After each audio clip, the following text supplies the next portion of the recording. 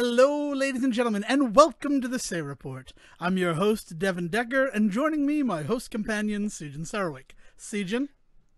Hey everybody, what's going on? Well, hello to all of you except one, apparently. Who aren't we saying hello to? Who are you mad at? I was informed that we had some criticism that we had to address up front. Oh, So no. I'm reserving my hello. No. Before we get into that, we have to address the famous last words we just heard of Charles Foster Kane, the titular phrase that named this episode, because Sejohn doesn't want this to be 2 hours of me finally revealing that I understand what Rosebud is. It's Marion Davies' clitoris, by the way. It's Hearst's nickname for his Hollywood mistress's genitalia, Marion Davies. And I got to say that. Did that come first or after? Right? No, that came during. I just watched Mank, too. I didn't just watch Mank. I watched Mank about a month ago. And Marion Davies is there. And, yeah, it's a jab. It's a jab by Herman Mankiewicz, who was good friends with Robert Hearst. Or I think it's Robert Hearst. And he gave a little slight jab. Because Marion, the singer that he gets married to, well, her name's not Marion in the movie. Susan is her name in the movie. Marion Davies is not so, like, obviously her. Yeah. Mank is not a great movie and is nominated for Best Picture. And spoilers, we're also going to be talking about other things related to Best Pictures. To address to that, there's nothing more to say than it's a movie about making movies, dude. And we know that they lap that shit up. As somebody that loves the Oscars and loves everything that they do, no matter how much we bitch about it, I'm still happy that they exist in the world. But I'll be the first to admit that there is a formula, and one of the biggest ways around that formula is to just make a movie about movies, and you're guaranteed. Spoken like somebody who hasn't seen Mank yet, because I expected it to be a movie about making movies, and it really wasn't. It was. Well, that's like saying. I feel like it's like saying Birdman is a movie about a play, which is not really true, right? But that's still the background of it, or is it even further than that? It's further removed than that. It's Herman Mankiewicz when he's knocked up, when he's laid up with his broken leg, writing the script of Citizen Kane. And basically, I mean, Gary Oldman's fantastic in it, playing Herman Mankiewicz, but he's laid up for the whole movie, and it's basically him sitting in a bed yelling at people, and then occasionally people come and they're like, you shouldn't write this movie. I mean, My Dinner with Andre is considered one of the greatest films of all time. That is just two dudes eating soup. So, like, yeah, what do you... One of those dudes is the guy who... Wallace Shaw. I got there. I figured it out. Rosebud in the movie Citizen Kane is the sled. Is the stupid sled. I just saved you 2 long boobless hours. I kind of hope Sejohn would pick that up. That motherfucker never shows up. Yeah. I mean, Citizen Kane, it's a movie. We rewatched it for our Saturday Classics, and it's just strange because we also watched another Best Picture film that I have a lot of thoughts about, and I'd like to share. And if you want me to stop once I start, you let me know.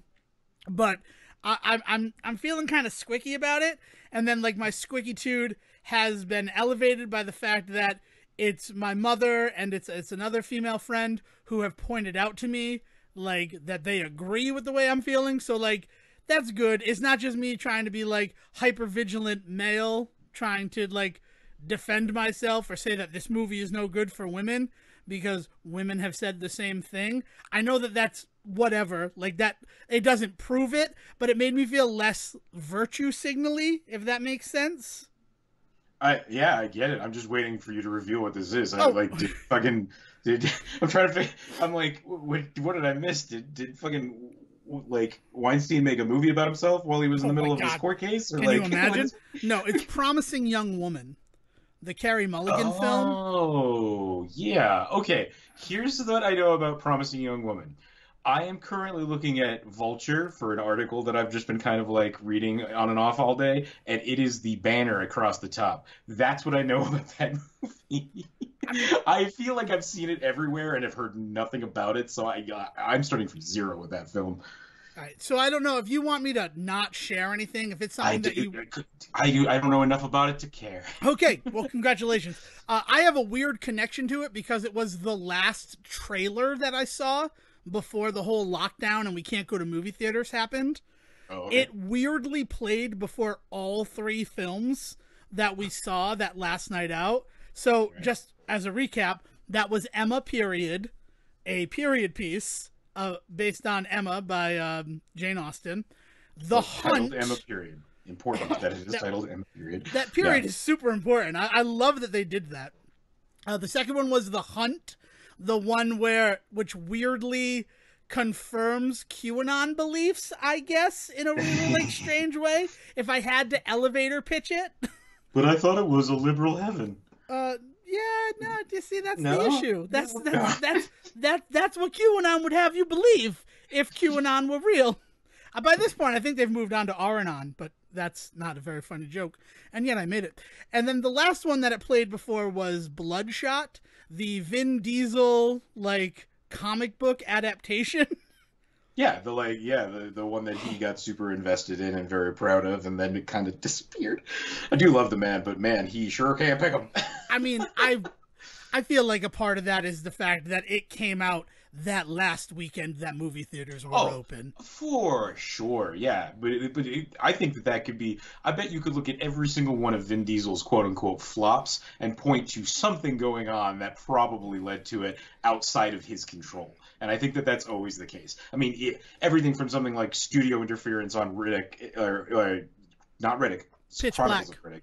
No, Chronicles of Riddick. Pitch Black is like the good one, and then Chronicles of Riddick is the one that got overproduced, shall we say, with Helen Mirren in it. Yeah, but like, yeah, the only one I've never seen. Quote-unquote flops, Vin Diesel is the one that is like, Vin Diesel is the only part of that story that you're still just like, he does really good though. I love the guy, but yeah, he just kind of gets screwed by history over and over again. But just so as a recap, it was a dramatic period piece, a like thriller action movie, and then a comic book sci-fi film. So I will say that I can't speak to Bloodshot, but it from my limited understanding, literally coming from like posters and ad spots on fucking web pages, my understanding is that it's kind of a femme-based, somewhat thriller action. Yeah, it'd be like a female revenge film. Right. So to that point, Emma and The Hunt actually kind of feel like weirdly it's kind of on theme. Yeah, I don't disagree. Like, but it's just that the reason why I bring it up is that its original release date was April, I want to say 3rd of last year. It was supposed to be released 2 weeks after we were at the theater. And I feel like that's more the reason why they showed the trailer before everything. The fact that it happened to be on theme for 2 out of 3, and weirdly not the one with the most, like, gore and viscera at the time. Now that I've seen the film, that also really speaks to it. Yeah. Because it's not as... I mean, like, a lot of the articles I've read about it, I read one in the Crimson, the Harvard Crimson, which I know that's weird. It's weird that I just cited that, but the female friend that I spoke to about the film, she said, I read this article and it really kind of nailed what my problems were with it, and lo and behold, it did. Like, it really put into effect all of the things that were floating around in my head and like were kind of centered onto one specific scene. It helped me see the thread throughout the movie that existed with him. Yeah. So Promising Young Woman, it is a is a film starring Carey Mulligan, who's great. I love Carey Mulligan. Suffragette is still a great film that is super hard to watch. And Far From the Madding Crowd, I just have hilarious memories of, involving Sarah Silverman of all people. So it has a special place in my heart. So Promising Young Woman, I was excited to see it in theaters. Obviously, that didn't happen. And then a year later, we sit down and we watch it. A year to the day, actually, which is very strange. We sit down and we watch it. And in the beginning, it's like the scene that's in the trailer. It's like the really cool where she's drunk and Adam Brody brings her home and then he starts like to pull down her panties, and then she's like, I told you to fucking stop, and she's stone. And the title is based on everybody still calling Brock Turner a promising young man, and this rape conviction, it shouldn't ruin his life. Like, there's a lot going into this film that, like, it is hanging on its title and its marketing. So to be clear, just to clarify, Brock Turner is a terrible human being. The end. Anyway, oh yeah, the Say Report does not support Brock Turner. Yeah, just want to make sure that there was no confusion in there, that what you were saying is what other people say about Brock Turner, and that is what it is playing on. Which is why Emerald Fennell, the writer director of this film, called it that. Just to clarify our position. I got you. Perfect. So what she does is she's like this. She does that. She acts drunk in bars. She goes home with the guys, and then when they try to take advantage of her, she gives them a stern talking to, and that's sort of the thing that you don't get in the advertising. You think that maybe she's like hurting them in some way, but no, really, she just kind of gives them a speech about you're not a nice guy. I will say, again, super fucking limited. I cannot stress that enough. My understanding is it was somewhere between Enough with Jennifer Lopez and Hard Candy. Like, you know what I mean? Like, with Elliot Page, I just kind of just like, I had this image of where it fell, and it was somewhere between those two. To hear that it is actually even less than fucking Jennifer Lopez beating the shit out of people, like her ex-husband, I should be clear, that movie is, I can't believe it's even less than that. It is a stern talking to that we see, because like Adam Brody is out with Sam Richardson, and then later on in the movie, like Sam Richardson tries to go home with her because she like makes herself look different every time, different hairstyle, different sort of like the Adam Brody night she looked like a drunk lawyer, and then that other night she kind of just looked like a drunk party girl. Mm-hmm. And then Sam Richardson, he realizes it's her, and he's like, you're that crazy bitch that Jerry took home. So like it also doesn't work, is sort of what that reflects. Is like, first of all, Jerry's friend is still trying to take you home because you so he learned nothing. Yeah, so he learned. So like, you're 2 hops away from the guy, learns, no, 1 hop away from the guy, learns nothing. And then Jerry did tell his friends, but he made you the bad guy. So like, and those happen way far apart from each other, but like, it just kind of speaks to the fact that she looks like this cool badass, right? We see her do it the first time, fades to black, and then we have a montage of her coming home and putting off a little hash mark in a diary, and then like the montage is her coming home in different outfits and doing that, and she's got a lot of hash marks in her journal. So you think this, what she's doing is got to be something crazy, right? Like you're already jumping to like Dexter levels. Right, exactly. But then you finally see her with Christopher Mintz-Plasse, and she just kind of gives him a stern talking to. And also, like, one step beyond, he gets far enough to, like, touching her vagina before she stops him. So, like, everybody talks about how it's not like the rape-ploitation films where we actually see the revenge seeker get raped in the beginning. I mean, even the movie that you referenced, Enough, like, her husband beats her and takes advantage of her, which is when she's had enough. Right? So, like, exactly. And that's good, like, right? So, like, everybody's like, so it moves forward from that. But then, like, the one time we actually see the full range of what she does, the guy gets far enough to molest her. And that's strange, right? Like, it feels like it takes away from it. Yeah, man. I mean, without seeing it, I will ask this one question, is that, in that she doesn't succeed, like that's really the only thing that I can really kind of jump off of here, because the rest of it just sounds like, honestly, boring. And I don't mean to be like this is not it. Well, it's hard for me to kind of to parse the difference between wanting to support a film that is taking this kind of stance in like talking about the ways that like women get treated, like and all that sort of stuff. But at the same time, like it seems like it's falling flat for a lot of people because, like I said, I barely know anything about it. I haven't heard fuck all until from anybody else besides the internet, and even then, it wasn't even people on the internet talking about it. It's literally just been ads. So I've heard nothing. And then I heard that it was the Best Picture nom, and I just kind of shrugged at that, knowing that it was supposed to come out in April. I've got so many thoughts and questions about like, did timing boost it into awards territory? But anyway, beyond all of that, the only thing that I could kind of ask is, are you in her not succeeding? Is that not kind of to the point of the film? Well, that like men can get away with this sort of stuff, but women can't. Okay, so I haven't mentioned the other side yet, and the other side is where you actually become invested in it, because what I've described is just a thin. It's kind of the elevator pitch of it. Not to run that one into the ground, but it kind of works.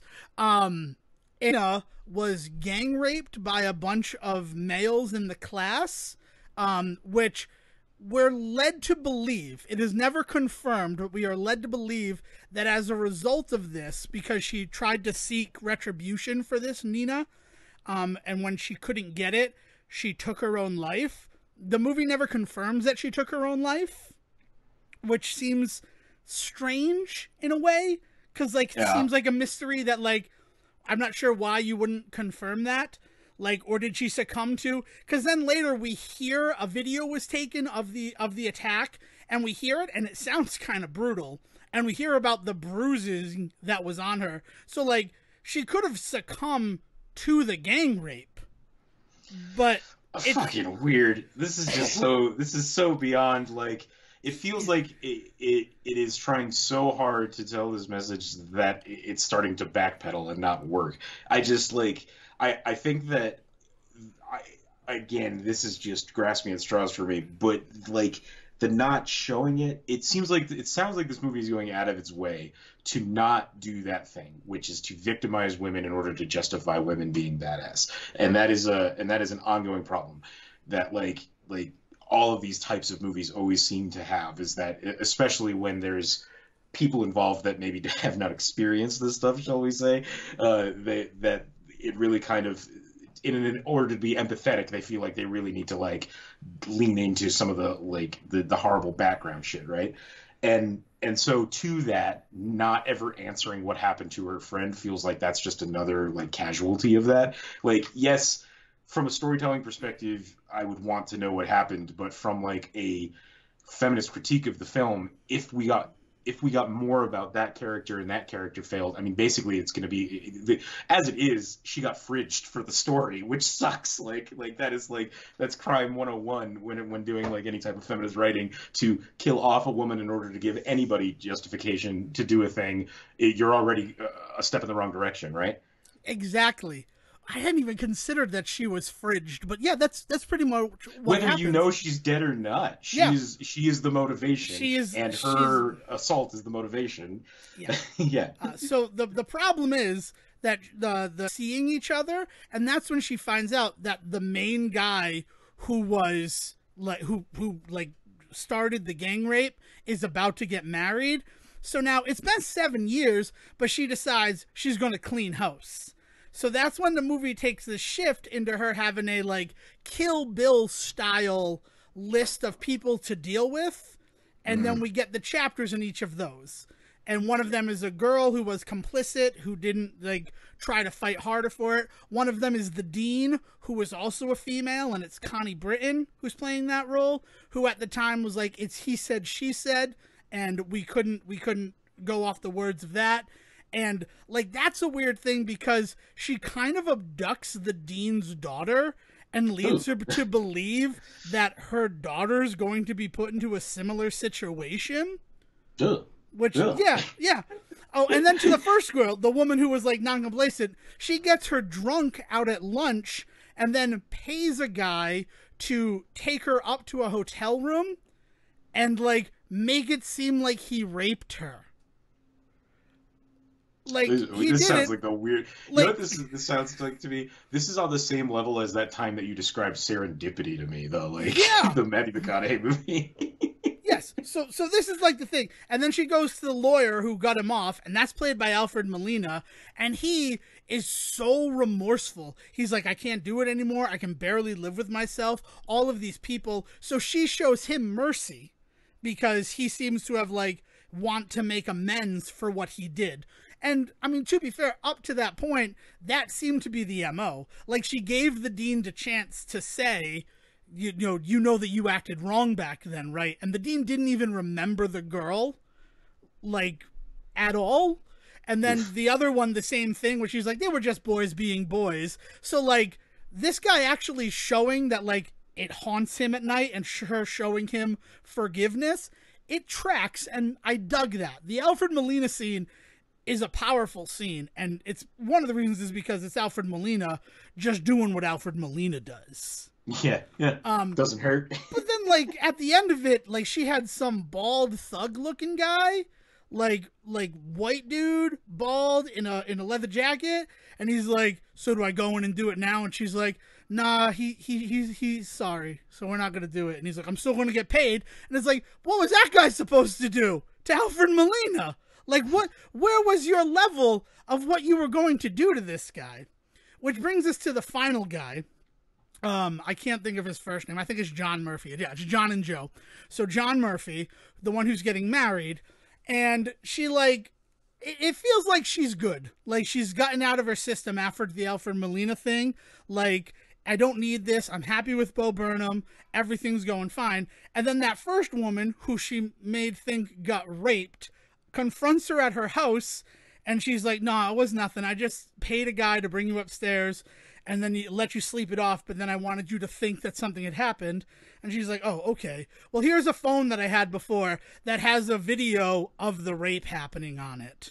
Jesus. What the fuck is this movie? Like, there's some evidence there, and then she watches the tape, and it turns out that Bo Burnham was there. He might not have contributed. We don't see the video, but he's not stopping it. He's just kind of sitting by and letting it happen. So that just destroys her world. So she goes to him and says, I can't believe you were there. Where's this bachelor party taking place? He tells her. She dresses up in the nurse outfit that you see in all of the trailers and the marketing. It's probably what she's wearing on the top of Vulture right now. Yep. And she drugs all the other friends, all of his friends.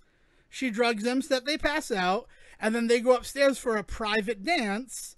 And she handcuffs him to the bed, and she's going to carve Nina's name into his body a bunch of times because, you need to live with what you did. But then, against the odds, he breaks out of one of the handcuffs and ends up smothering her to death.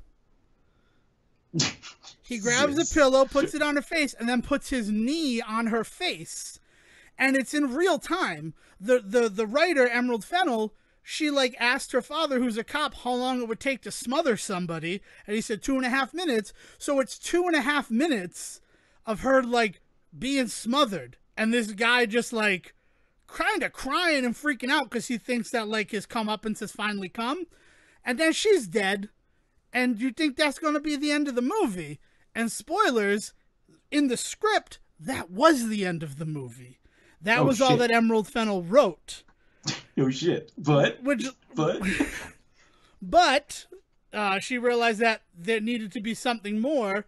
So she had dropped off the phone and a note saying, I'm going to this location.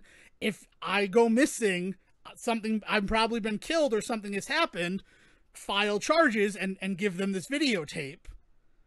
So at the wedding, the cops show up and you see him put in handcuffs. And then Bo Burnham gets scheduled text messages, which I didn't know that was a thing. If it's a real thing, that's kind of crazy that you can schedule text messages. I mean, you can set up, like, emails and reminders and stuff to be sent to you, and you can have them sent at specific times every day. I could see it being just a step further to text messages. Yeah, right. But apparently she knew to schedule it as soon as the wedding was happening, as soon as the cops arrived, and it says that they're scheduled messages. Like, that's the thing that's, like, a step too far. Because, like, we need to let you know that, no, Cassie is dead. Cassie was smothered, right? Her quest for revenge for her friend, it ended in her losing her life. But then she sends these messages to Bo Burnham saying, these people are going to pay for what they did. Love, Cassie and Nina. Winky face. Christ on a cracker, that's a fucking trip. Yeah, I probably should have spoiler tagged this, and I'll spoiler tag it in the description. So if you listen this far, I put spoilers hopefully everywhere that you could see spoilers. But like, weird. And I haven't spoken about the one scene that like really kind of got to me. The one that like, this is the one that made me start questioning if what I was watching was good. Because like, I was so engrossed in like the story of this girl kind of being broken, having this like feelings of depression and like a lot of mental strain. And I'm like, this is interesting stuff. But then she goes to see Nina's mother, who is played by Molly Shannon, after she visits the Alfred Molina character, the lawyer. Mm-hmm. Because, like, I think it gave her this change of heart. Like, it looked like, I want to stop doing this. I want to move past it. So she just goes to visit Molly Shannon. And it looks like she just, like, kind of wants to be kind and talk about her and just tell her, I've kind of gotten over it. And Molly Shannon, who is the mother of this dead girl that we assume is dead, we don't know, yells at her supposed dead girl's mother. It could have easily come from her parents are still in the picture. Cassie lives with Clancy Brown and Jennifer Coolidge, doing like a remarkable turn as these parents who don't know what to do with their 30-year-old daughter who seemed to have shut down when she lost her best friend 7 years ago. Like, a parent saying to their child, you need to get past this, that makes sense. Yeah, man, I can't even begin to comprehend like the choices that you've displayed in this film. But yeah, so this goes back to that question I had, like clearly pushed because due to COVID. Do you think that they intended to like was there a conscious decision of being like, hey, we'll push it and it'll be in award seasons and yay? Or is it kind of just getting caught up in something that nobody kind of expected? So there was this big fear. It wasn't like huge anywhere, but when Warner Brothers announced that Wonder Woman 84 was going to be submitted for consideration in all possible categories, there was this weird fear in an entertainment news that because there was nothing else, it would get a bunch of nominations. And, that seems strange because there have been so many comic book and superhero films before it that because they don't release during award season, right? Like, yeah. we kind of have this agreement, this weird agreement that award season, and this one specifically, with the Oscars not airing until April 25th, like, it puts a whole other wrench in that, but I believe it has to have been released onto a digital platform before the end of 2020 to be in consideration, in addition to the usual 1 week in New York and LA. I feel like there were some movies that weren't allowed to have theatrical releases, so they modified it that way. Well, they also had to modify it from so like really, really thin overview, but like the LA, like focusing on LA, the idea is that there is the Academy building, right? And it has to be within like a so many mile radius of the Academy building. It has to release into theaters in that area, and it has to be for like 8 weeks starting at a certain point and on. So like that is why sometimes a movie will get nominated and you're like, that doesn't come out till January. Well, it probably has come out in this one specific spot of LA, right? In New York, there's equal rules in New York. There's an Academy building there, and then it's within so many miles of that.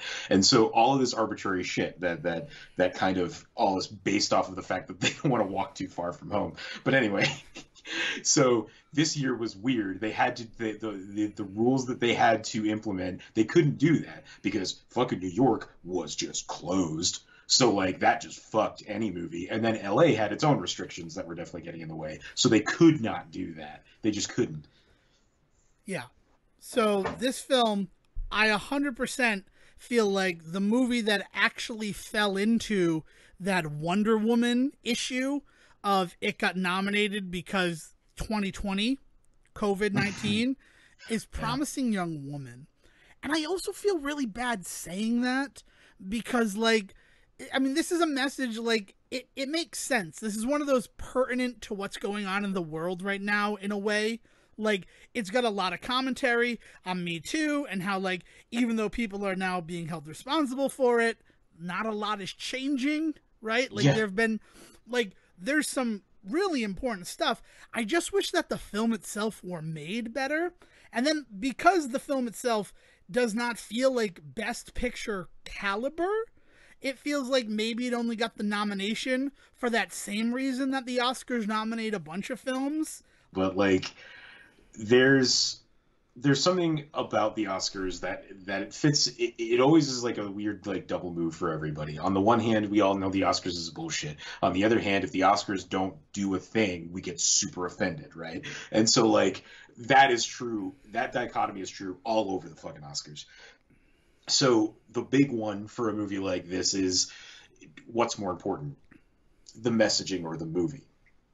Right. And there's a lot of movies in history that have been elevated. I won't say that they've been pushed through to the end, but there are a lot of movies that have been elevated simply by their message in a lot of these awards. And to the point where one could argue that maybe that's kind of the point sometimes. Like, it's not that and then you start getting into discussions of like, well, what makes a movie bad? Like, you're right. Like what you're talking about is very much the world understanding of a good or a bad movie. And like, the story's not great, the structure is weird, there's a couple of moments where like the acting is questionable. Like, these are the things that we point to for a bad movie. But there are plenty of movies that you and I would call good that at the time were called bad, but we like them for different reasons. So like, why don't the awards get that same opportunity? Why don't the awards get to say, well, yeah, some of that stuff falls on its face, but the messaging is so important that it really builds like a really solid foundation for good film. And it's just like, okay, like I can't argue with that, because at the end of the day, the Academy is just a bunch of guys sitting around talking about movies like you and I do. Pretty much. I don't know. I feel like if there were still only 5 Best Picture nominees, this might not have made it. Yeah. And that's a big thing. But like, I also kind of hate that that's the discussion. Like, if this were a movie that released in April, we talk about this too. Even though a movie isn't perfect when it releases, it furthers the conversation. Right. And this is a movie that I think could further the conversation. Immensely. But because there's that, soupçon of Academy Awards and Oscar nominated and Best Picture nominated, it elevates it to a whole different level.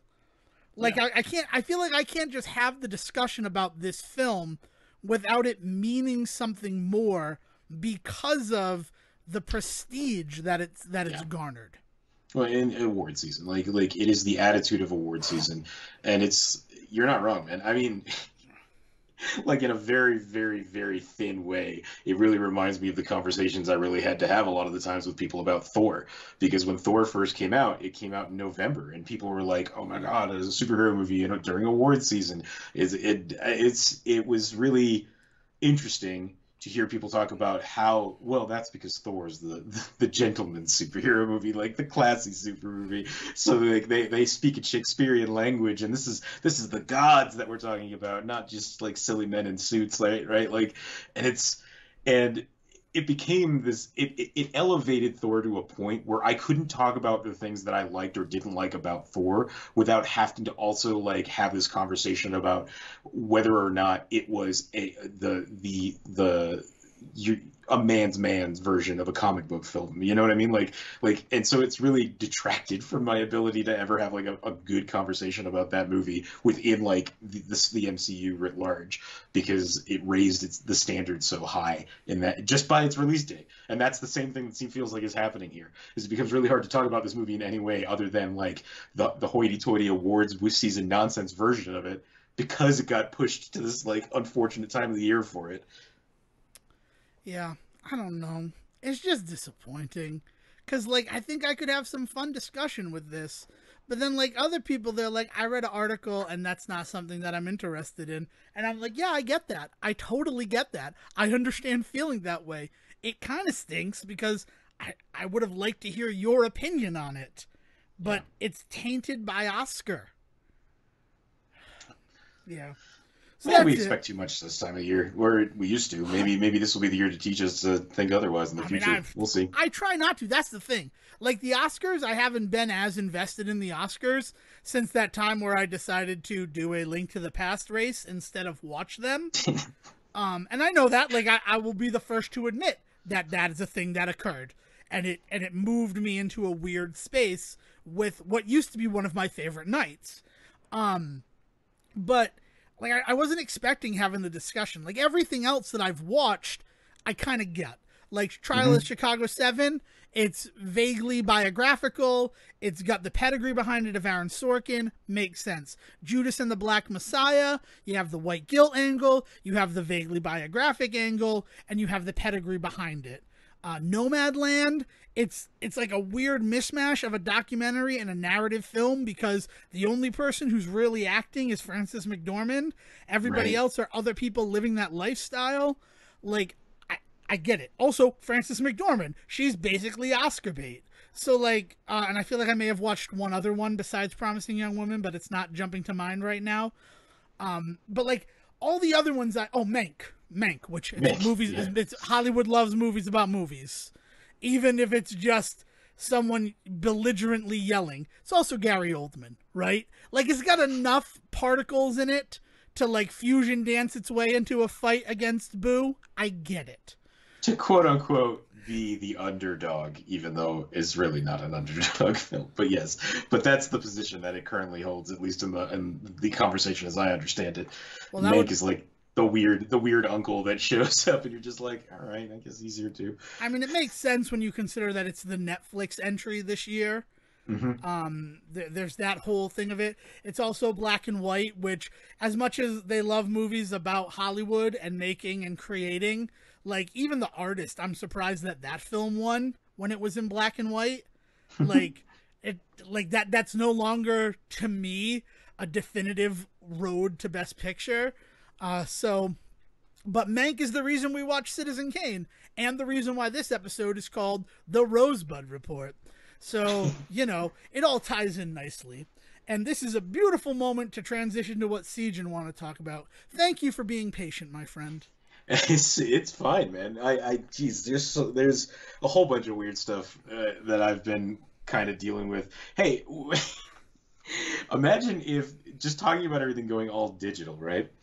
Do you know how much money was probably created by the amount of people watching Oscar films this year online as opposed to going to the theater?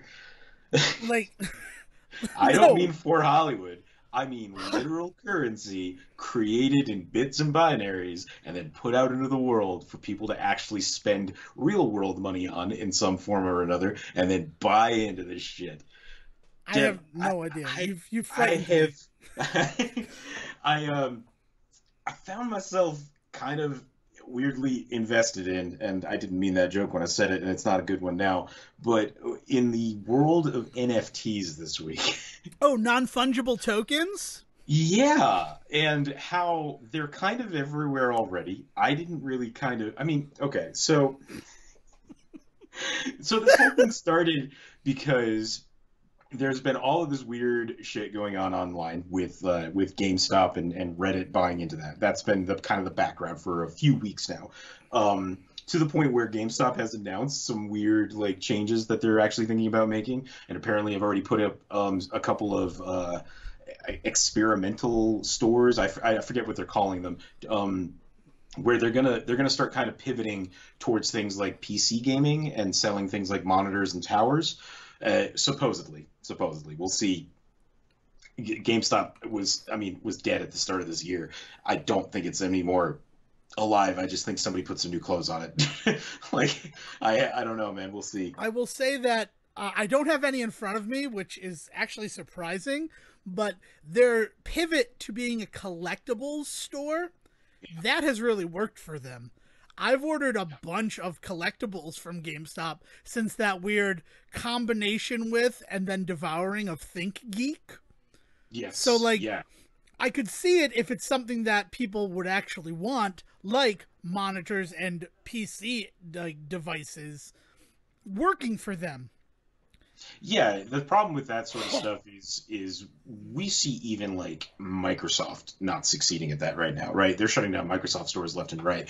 And like Apple stores used to be blowing up everywhere, but you notice how that's kind of slowed down recently. So like the idea of leaning into PC and PC gaming specifically, which in both of the stores I mentioned are barely a section in either of them.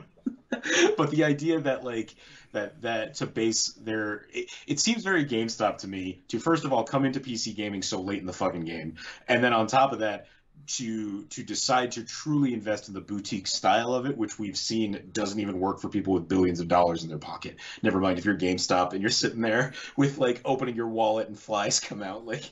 Didn't Microsoft and GameStop have some sort of merger deal happen earlier, like sometime last year, or maybe even in 2019? So, like, this felt like what the plan was going to be, was maybe that Microsoft was going to kind of use those as locations on the ground to push that side of the Microsoft stores. Yeah, the killer with that is that Microsoft computing is not, that's not where people go for gaming. You know what I mean? Like, if they're really going to invest in gaming PC, they're not going to Microsoft, right? They're going to like Alienware at least, or we'll see where they go and what happens. Because as I said, like part of this would also be when they became a collectibles store, changing the stuff on the shelves from video games to collectibles took some work, but it was still stocking shelves. The second you say you're going to boutique style PC gaming store, like they're going to have to rebuild everything in every store. You know what I mean? Like it's not going to be something they can do overnight, and I don't think they've got the time left in them to finish it. But we'll see. That's just that, yeah. But anyway, so that's been kind of going on in the background for the last few months at this point, right? And so a lot of my newsfeed and a lot of the things that I've been coming across are like people talking about like you know, you want to buy stocks, you're 30 years old and you just, you know, your parents have died and they dropped 20 grand in your pocket. Like, what are you going to blow it all on? Well, let's go and like talk about that. It's just everything. It's everywhere now. And then people that aren't doing it are talking about how stupid the people that are doing it are. And then other people talking about how stupid the people that think they're stupid are. It is the snake eating itself as far as it comes to like this weird shit. And Ouroboros. I was so happy to say it. Is wrong. And so then in steps these things like NFTs, non-fungible tokens. I'm not gonna let you say it without. It's fine. No, say it every time. Non-fungible token is absurd. Like, I get the hipster, we did it first, right? Indie music syndrome. There's a lot of hipster in my DNA. Like, I will be the first person to admit that. I mean, look at my glasses, for fuck's sake. But, like, non-fungible token, that's what you guys went with? I'm sorry. Well, what it is that that is the descriptor. And it's brutalism in marketing is what it is, right? Like that idea of like, well, I mean, the dictionary definition is this, so we're just going to call it that. And it's like, okay, like we couldn't get creative. Like then you have something like Bitcoin, right? Where that's a much more fun thing. You think of Bitcoins and you're like, ooh, like Scrooge McDuck, I'm going to have coins that I can jump into. And it's just like, not really. But so be safer. It'd be safer to jump into a bin of Bitcoin.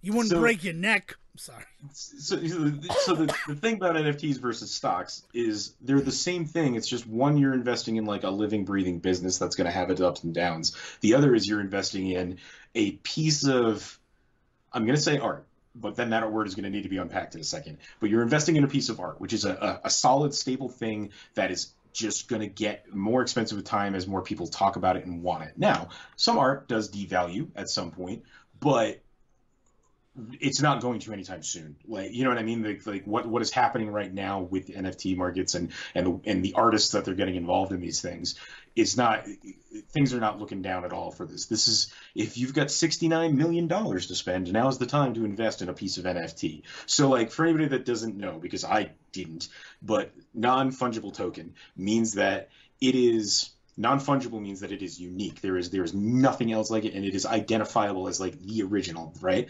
And so people have been attaching a certain amount of value to digital forms of these. So like if you used to years ago buy a piece of art right? You were buying, I believe the example that I've seen everywhere is like you bought a Monet and then now you go to Sotheby's and you sell a Monet and you make more money. That's the idea. This, you're doing the same thing, but it's digital. Now there's a lot of weird fucking questions in that because it's not like an original piece of art. If anybody tries to repaint it, it's something different, right? It might be a close enough like recreation of, but it never will be the original thing. What makes digital bits and bytes original, right? And so to solve that, the answer is that there is a code attached to it, and saying the word code doesn't do it justice, but there is a line of code attached to that art that A, proves it's original, and B, means that what you're really investing in and buying in is that code. That code is the thing that you're buying, because attached to that code is then the value of whatever you paid for it. And then that is out there in the world. And again, that can go up and down. We're basically just talking about the stock market here, but people are acting like this is some crazy ass new invention, and it's not. You're just, instead of investing in tangible companies that you can at least knock on the door of when things start going weird, like these are things that don't exist. And people are just spending literally millions of dollars on these things. Like $69 million was, I think, the highest paid amount for a piece of artwork that was digital and had a line of code behind it that proved that it was that piece of artwork. Fuck me, what happens if anybody ever gets into that code? I don't know. Like, you're the one that's watched Hackers a million times. You tell me. Like, first of all, the craziest thing is that it's a JPEG. Imagine paying $69 million for a JPEG. So it basically is mostly often that, but it can be anything. No. I mean, the $69 million one is a JPEG. Oh yeah, it's the fact that like it's a JPEG. It's not even a PFT. I can't think of any other types. A TIFF. Yeah, it's just an image. It's Gucci Ghost, I believe, is the one that's sold for that much. So it can, most often it is a JPEG. It is a thing that gets displayed. Funny enough, there was like a literal art gallery like showing these off. Like you could go and see like projectors projecting these NFTs everywhere. And like somebody made a bunch of money off of just like Googling shit really quick. But anyway, but the idea that, but it can also be GIFs, it can be PDFs, it can be all of this other fucking shit out there. As long as it is a digital format and there can be code pumped into it, they can dump this code onto a thing. And so it's up to artists and stuff to kind of and owners of these things to really kind of work hand in hand to put stuff out there. Much like gallery owners and things like that. Like they're just working on like ethereal galleries is essentially what these guys are doing, right? And they say, okay, as an artist, you'll maintain the physical rights to any of your art. So that means that like you can put it on a fucking t-shirt. We don't care. Once we sell it for $69 million, go do what you fucking want with it. But also like you own the original, you own the right to the image. So like I might buy an NFT, but that doesn't mean that Warner Brothers can come to me and buy Nyan Cat off of me and make a movie about it. They have to go to the guy that created Nyan Cat, right? Like there's so for the artist, there's a lot of benefit to this. Because essentially you're being told that you're going to basically make a bunch of money off of these guys that are just playing investment games, and you can walk away with all of your products still. So all of these artists are like, of course we're going to do this. This is a phenomenal way to support art. Now, flip side of this is it does turn out that a lot of the bullshit that goes on with NFTs is actually so the way that they guarantee that nobody gets into that shit and the way that they protect your investment is there's a lot of stuff happening in the physical world to do so. I mean, server farms in general, those are a huge thing that nowadays we're starting to really kind of realize there's an environmental impact behind that we need to resolve, right? But on top of that, in order to actually form the security for your NFTs, and this is there's different things for different companies, but to give you an idea of what's protecting your shit, is actually doing online and real life ARG puzzle games that millions of people play with the idea that they'll be thrown a couple of pennies of Bitcoin here or there. Like you'll be given some digital currency to fuck with, just come and play our game. Or for some of the bigger things that they've done, you can win $10,000 in our digital currency, but you've got to solve this like huge like puzzle that may start off on like a billboard in downtown London and end up on like a fucking train in Russia that you've got to like track down. But if you can do it, you win this money, right? And so in that, the constant puzzle solving is helping them build and remake blocks on your stuff. And that's how you get the term blockchain, is that they are going through these chains of people that are literally putting constant, ever-changing blocks on your security to stop hackers from getting into it. And then Vulture does this whole fucking write-up on it, I think, where they talk about how it's actually like more valuable to them to make it over encumbersome and also environmentally unfriendly, because then hackers are less interested in getting into your shit. Because if it's going to take a bunch of resources, they like what kid in New Jersey has a server farm to throw all of your information on to parse through later. Like, they just don't. So it's better for them to not minimize it. It's better for them to not clean it up. So it leads to all of this like weird real world bullshit where like these companies don't want to actually clean up their act because it's less secure for them to do so. And so they have to kind of just choose, like, do we protect our investment or do we protect the world? Sounds a lot like a fucking physical company, doesn't it, Dev? It does. It's all... Oh, sorry, continue. It's fucking weird. No, it's just, so it's this whole weird thing that like I've kind of found myself kind of invested in and reading about because of the ways that it affects art. And specifically, the question at the end of a lot of these conversations where people are like, well, what's already an NFT that we don't realize? Because it could just be out there, and we know that they're using people to farm this. So we have learned that in some of this stuff has gotten really shady in places like South Korea and stuff like that, where they will have WoW farms or StarCraft farms where people have actually embedded the codes into those games, into those plays of those games, so that as people play the game, the random nature of playing those types of games is actually creating code to protect them. We even saw a weird small version of this in Borderlands 3 this year, which was a much more acceptable version, where they were having, they did the Borderlands Science arcade game, where they were crowdsourcing people solving chains. It's a weird, very distant cousin of this, but it's that same idea, where they would have these farms where they would play World of Warcraft all day and protect people's money. If I may Zach Morris time out for 1 second, we're not talking about Mayim Bialik on next week's episode. Tangentially, like small connection, Mayim Bialik is off the table next week. Understood. Time in. But yeah, so there's this, so there's already real world applications of this stuff going on constantly that we kind of knew was there and laughed when we heard about it, but kind of ignored it. And now suddenly there's a chance that it might actually be in more places than we realize. So questions like all of this digital streaming that's been going on this year, how much money have people made off of me watching shit that I didn't love? Like, can people embed this shit in YouTube videos? Are they stopping Twitch from making sure this stuff isn't in there somewhere? Well, who knows? Who the fuck knows? That's nuts. You know what I think of when I think of NFTs, non-fungible tokens, and it's weirdly connected with an announcement that came out last week, is physical versions of video games and DLC. And, I mean, it's a smaller version of what we're discussing, but we buy something in a digital storefront, right? Say I bought Mickey's Castle of Illusion on PlayStation 3. They're shutting down the PlayStation 3 store later this year, and I will have no longer access to that game that I paid money for. Yeah.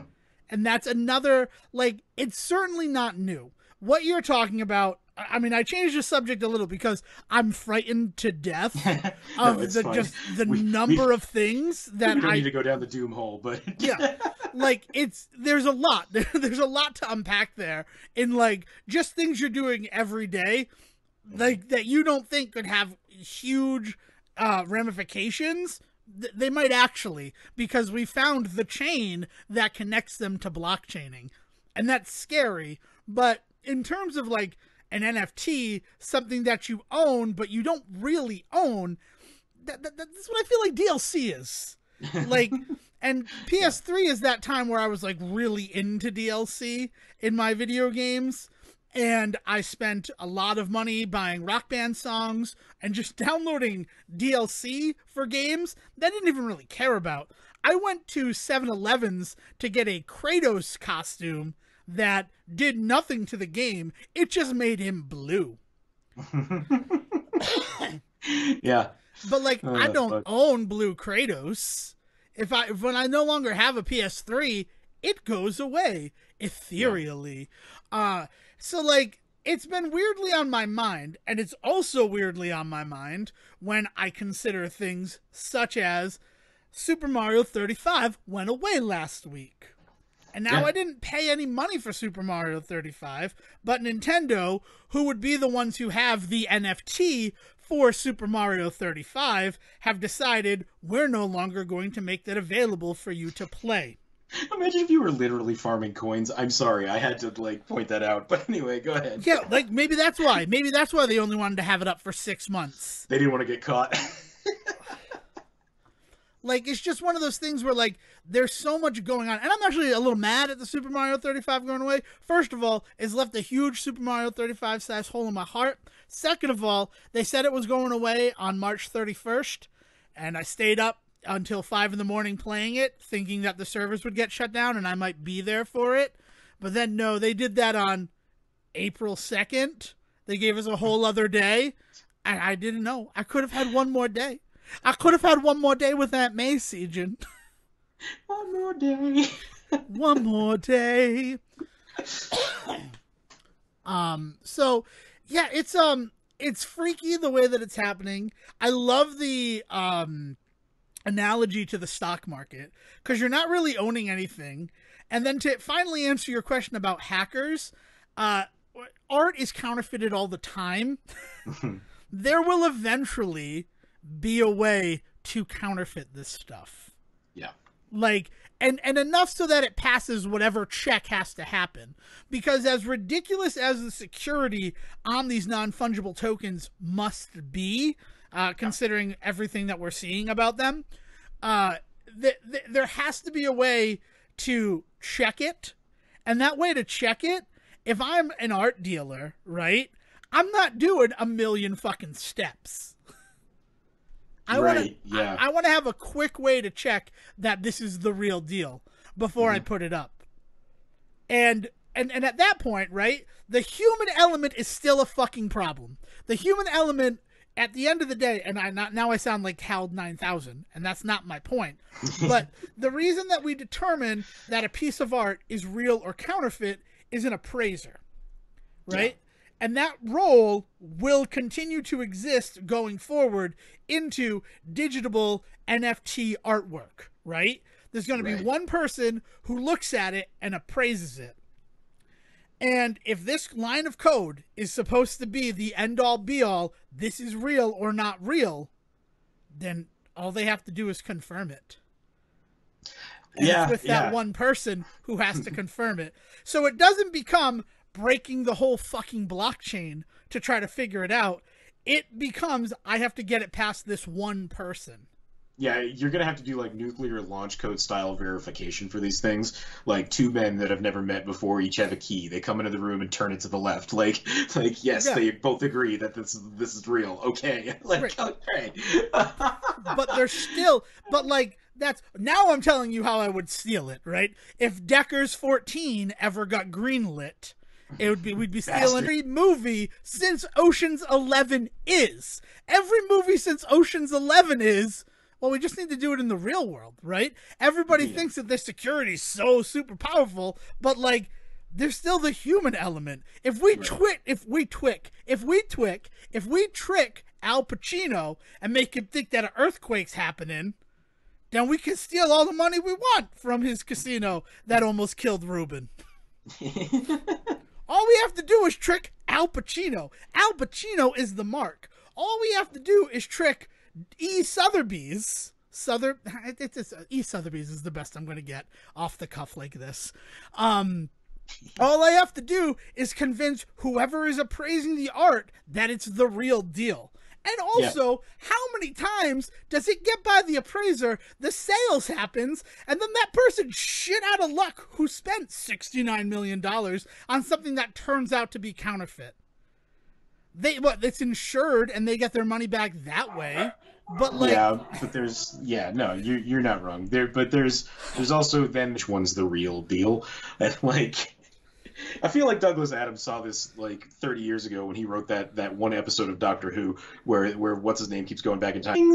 So like if it becomes that easy to steal, like, but maybe life has always been hanging by a string in this world. Like, dude, our world is on the thinnest string possible. You know how I know that? Because a year ago, COVID-19 happened, and look how much collapsed when we couldn't go out anymore. Yeah. Look how much our world was forced to change when us being able to leave our houses became a no-no. Yeah. Like, it was, our world is so wrapped up on us existing in the physical world that we still had to keep going out. We couldn't switch to an all-digital existence. Dude, yeah, look, we're done talking about blockchain because you've given me a phenomenal segue into the other thing that I was kind of dealing with for the last few weeks. Kind of thought I gave you a phenomenal segue into the other thing, but I thanked you for being patient. But hey, what you gonna do? Yeah, well, so, yeah, man, so I am not a huge fan, and we could keep talking about Hollywood stars in this because this is kind of feeds from this. I'm not a huge fan of well, I'll use the term you used earlier, virtue signaling, like that we would see from time to time from people regarding COVID-19 and the idea of staying inside. I'm saying this on the heels of the little Nas shit that just came out. Did you hear about this? No, what is... After becoming this kind of cultural hero for a couple of weeks here with everything that's been going on, with him releasing his music video and then a lot of weird people coming out of the woodwork to critique it, and him becoming kind of this homosexual like celeb right now. Not that he hasn't always been, but in the news, right? And then just today it was just announced that there's all of these pictures that just leaked of him having a party with no masks and a bunch of people over for his birthday. So this guy that's been giving people shit online and being this really powerful figure has proven himself to have flaws. Surprise, surprise. Didn't one of the Kardashians rent an island and a private plane so they could have their birthday during this? Yeah. Celebrities don't follow the same rules we do. Yeah.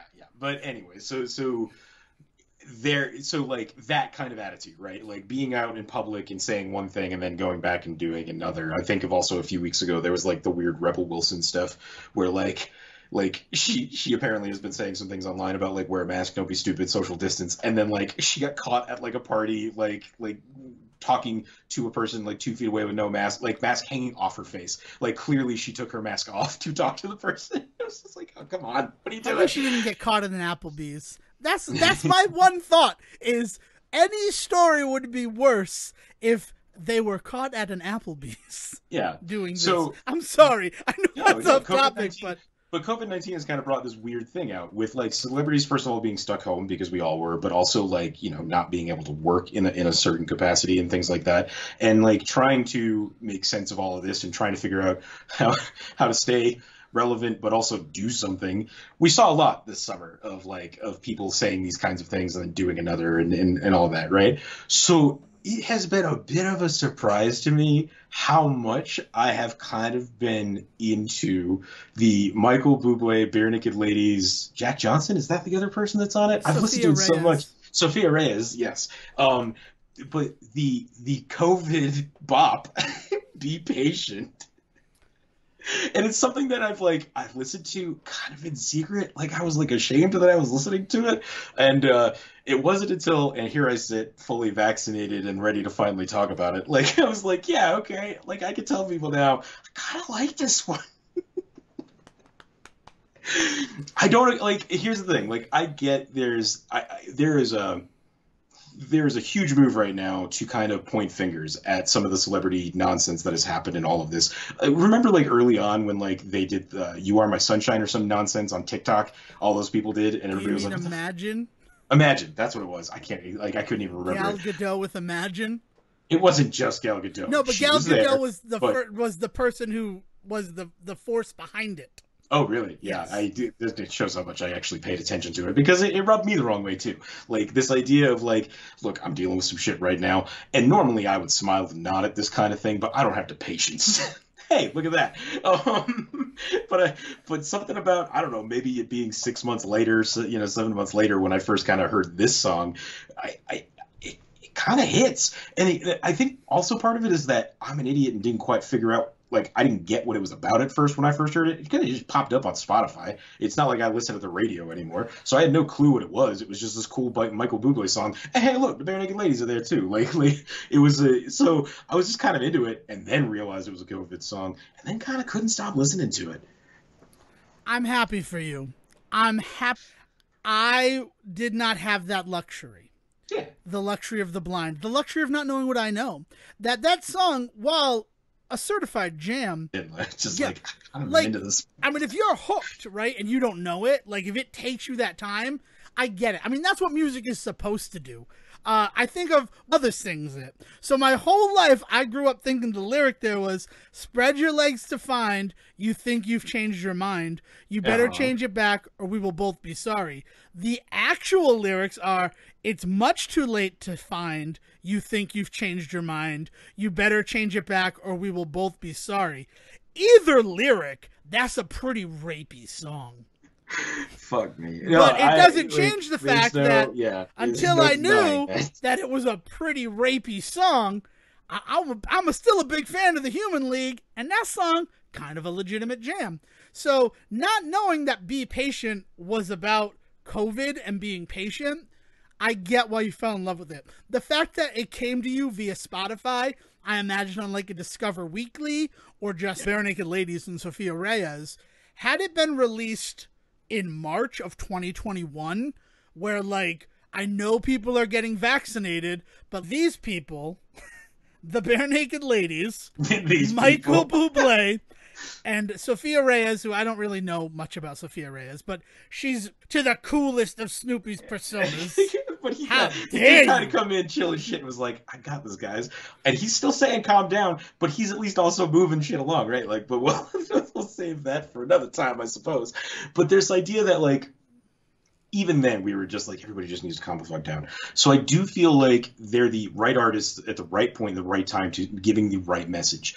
Unlike Imagine, where Imagine was first of all filmed on phones, like, and fucking thrown onto social media, a place that is ethereal at best, but like on top of that, like things only last a moment. They are but a whisper on social media. It changes you, so it becomes patronizing. When you're saying that shit to me, like, so part of the reason where I was like, I'd usually just smile and nod at this and then walk away is because, like, I get it. I didn't need this message.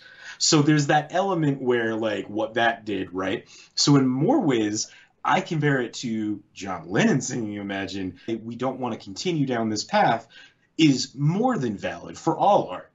And so I think that it is the produced actual like release nature of this that makes it okay for me, versus something like somebody getting onto Twitter and bagging on a bunch of people for not wearing masks and then getting fucking caught, like, licking the poles at Walmart. Like, what are you doing? Like that feels shitty to me. Whereas something like this feels comforting. It's the same, but like, it's the same. This song is also kind of completely built to my liking. It's why it showed up on a Spotify list, like a Discover Weekly for me, is because the song is kind of built specifically for somebody like me.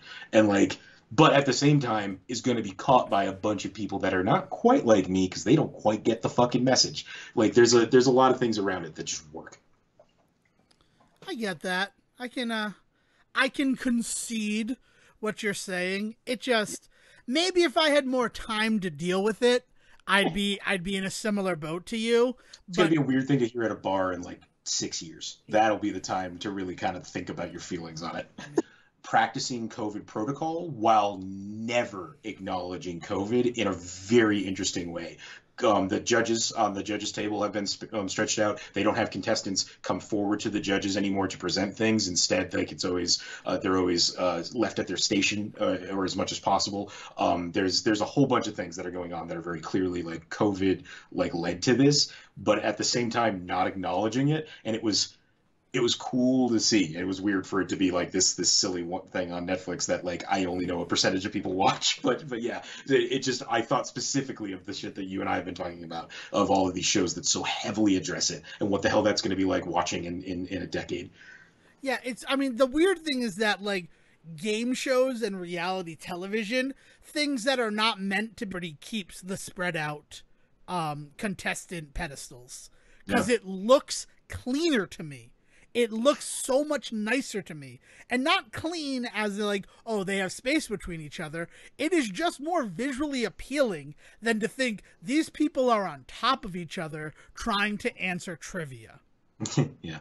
Like, Yeah. it makes Jeopardy feel like an event, the way that they're separated into their own separate pedestals. And I hope that keeps going.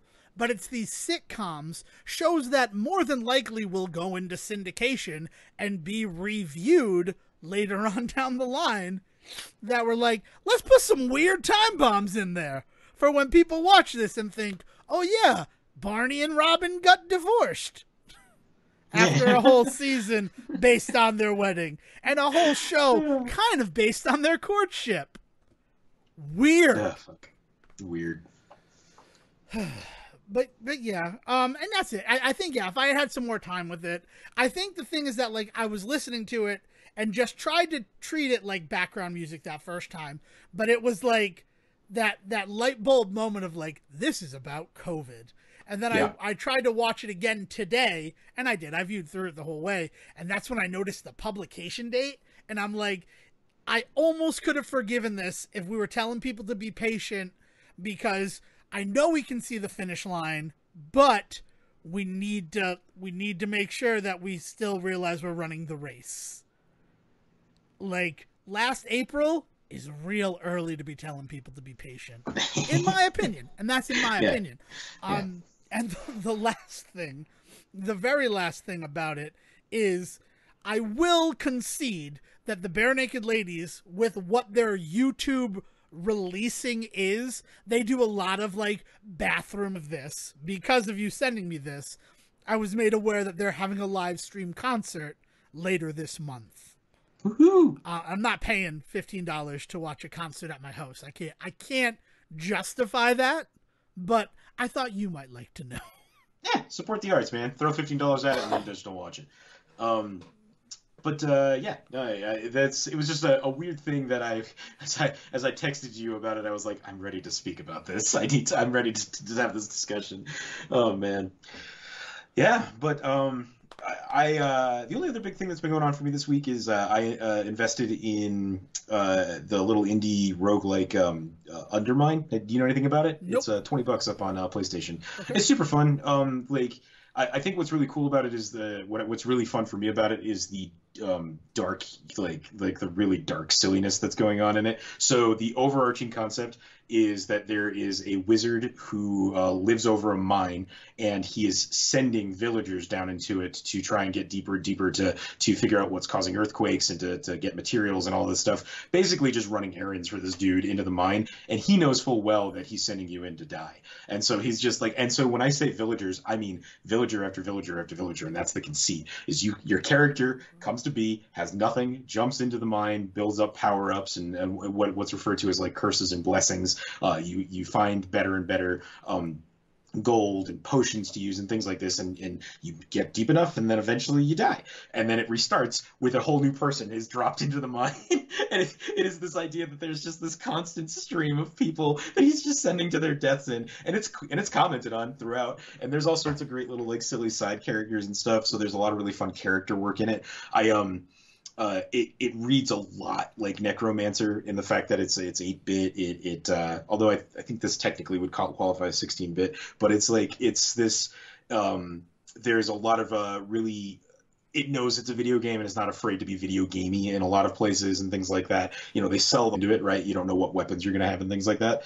But the side characters, there's a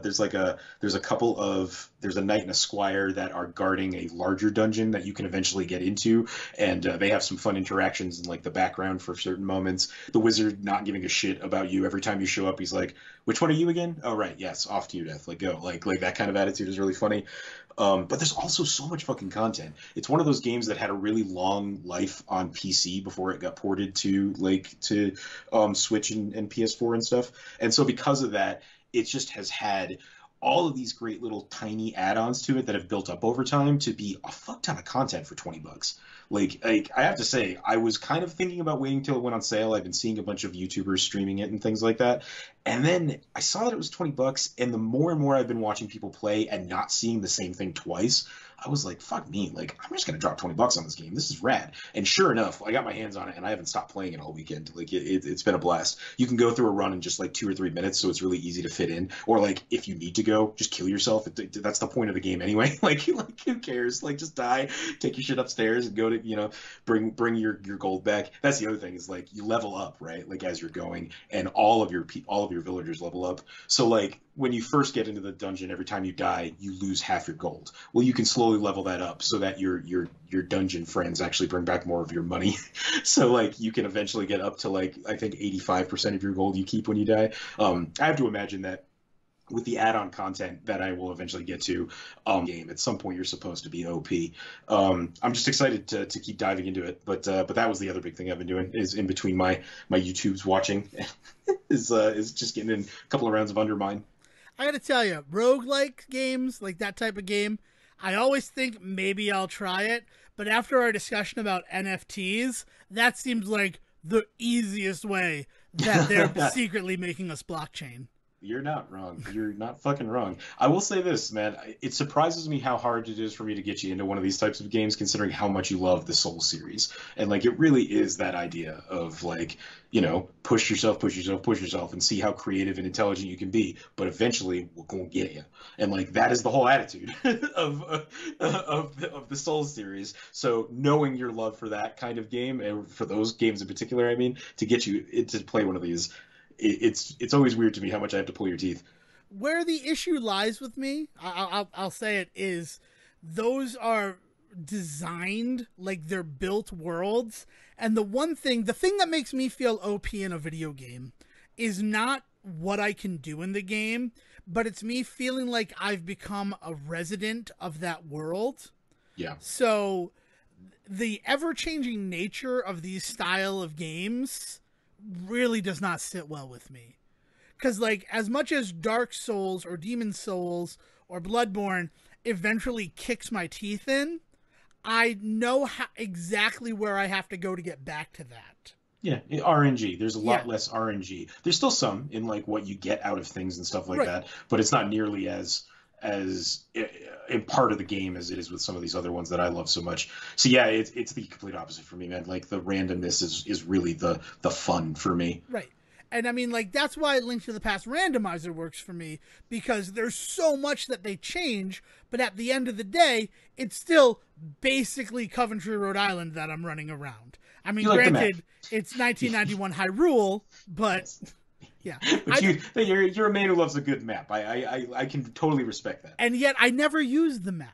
That's my favorite thing about it. But it's there. The important thing is that I know that it's there. I just remember when I was playing Dead Rising 2, and when I was doing co-op with people, they're like, oh, hold on, I got to check the map. And I'm like, what do you mean you got to check the map? We're going to this toy store. We bunch over to the mall. We go up the escalator, and it's going to be 3 shops down. And they're like, yeah, I'd rather set the waypoint on my map. I'm not going to remember that. And I'm like, I played a lot of Dead Rising 2 because that's a big world. And at the time, I couldn't do it now because I haven't played Dead Rising in like 10 years. But like when Dead Rising 2 came out, I could give you the layout of both malls and the 2 casinos, like from memory, because I just spent so much time in the game. So like, that's the thing. I like to get to know a world. Yeah. And these games, the final thing is, as somebody who's played a lot of Metroid and like original Metroid, and then through to something like Symphony of the Night, that design, while it's very samey, there are little clues to let you know where you are, be it the enemies that you are, or stuff like that. What I find with these 8-bit and 16-bit games that are sort of inspired by those types of games, like by a Metroidvania, really, is that sameness is a real detriment to me being invested in the game when, like, I can't rely on my memory of what happened before.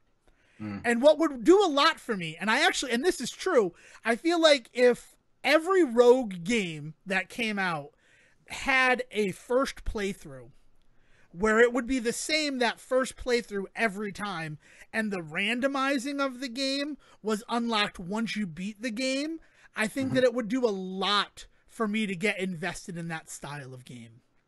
Because then I would have that chance to feel OP enough about the world and what exists in it to then venture out and explore.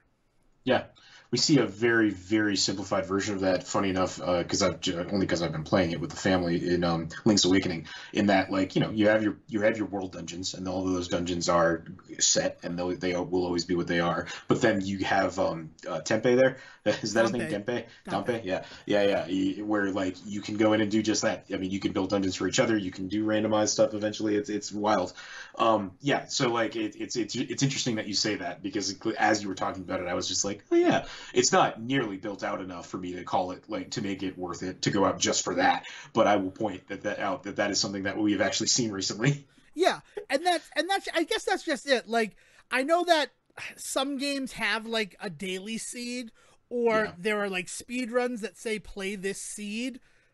And that's something that I've... Oh, yeah, and they don't make it easy to do that kind of stuff. I know you're the kind of guy that's willing to put the work into to play, to mod a game if you need to, but the idea that, like, with the seed thing, right, that is present in Undermine. You can go in and into the menu, and you could put a specific seed into play. So you could essentially replay that seed over and over and over again, right?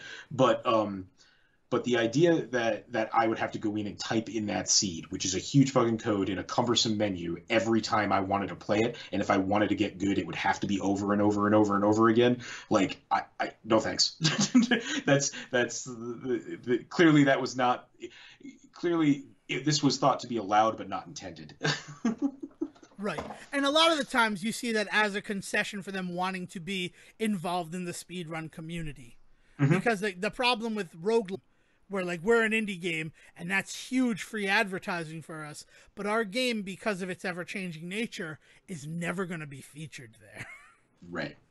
But then also, like, look at something like Super Mario 35, like, that was random every time. It was just from the pool of Super Mario Brothers levels. So, yeah. Like, it's kind of that evolution that I was talking about before. Yeah, for sure. All right, so I think it's time to be wrapping it down, right? Is there anything else you want to add after?